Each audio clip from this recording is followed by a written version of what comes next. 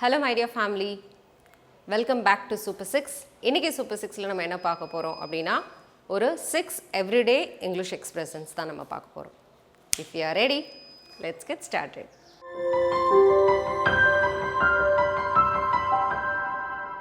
Stop learning,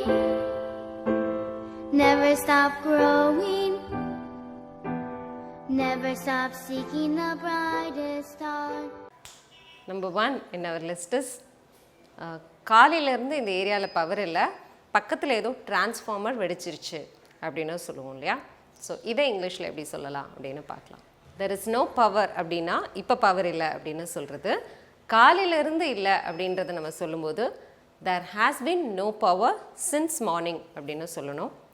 next வந்து transformer வெடிச்சிருச்சு அப்படின்னு சொல்லுவோம் இல்லையா? பக்கத்தில் ஏதோ டிரான்ஸ்ஃபார்மர் வெடிச்சிருக்கு அப்படின்றத இங்கிலீஷில் சொல்லும்போது a transformer in the next street has blown off அப்படின்னு சொல்லலாம். ஓகே, ஸோ பக்கத்தில் ஒரு டிரான்ஸ்ஃபார்மர் வெடிச்சிருச்சு அப்படின்றது தான் இதோடைய meaning. So there has been no power since morning, a transformer in the next street has blown off. This is the answer. Number 2 in our list is, இது சொன்ன உடனே அவள் கொஞ்சம் லைட்டாக கடுப்பாயிட்டா அப்படின்னு சொல்லுவோம் இல்லையா? கொஞ்சம் காண்டாயிட்டா கடுப்பாயிட்டா அப்படின்றத இங்கிலீஷில் எப்படி சொல்லலாம் அப்படின்னா she was a little ticked off அப்படின்னு சொல்லலாம்.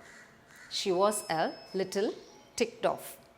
Number 3 in our list is, எப்போ பார்த்தாலும் ஃபோனை நோண்டிகிட்டே இருக்காத அப்படின்னு நம்ம நிறைய குழந்தைங்கள ஈவன் அடல்ட்ஸை வீட்டில் ஒய்ஃபை ஹஸ்பண்டை கூட சொல்கிறது உண்டு.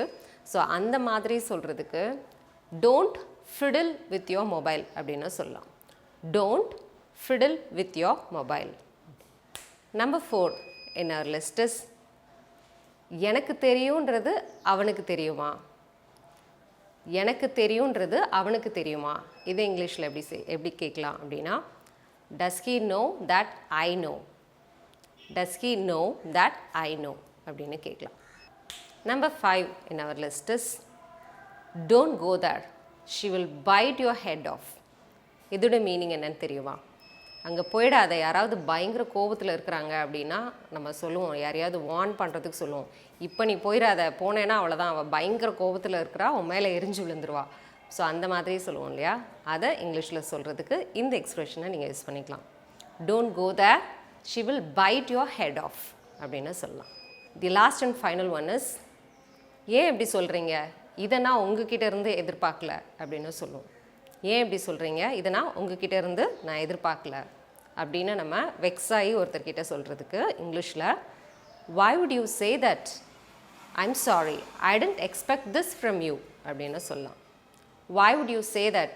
I'm sorry, I didn't expect this from you அப்படின்னு சொல்லலாம். So that's it with the lesson today. இன்றைக்கி நம்ம வந்து ஒரு 6 everyday English expressions பார்த்துருக்கோம். இந்த 6 sentences உங்களுக்கு ஹெல்ப்ஃபுல்லாக இருக்கும் அப்படின்னு சொல்லி நம்புகிறேன். Thank you so much for clicking this video. I'll meet you soon with another interesting lesson in the next video. Till then, you take care. It's bye from Malat. See you. Bye-bye.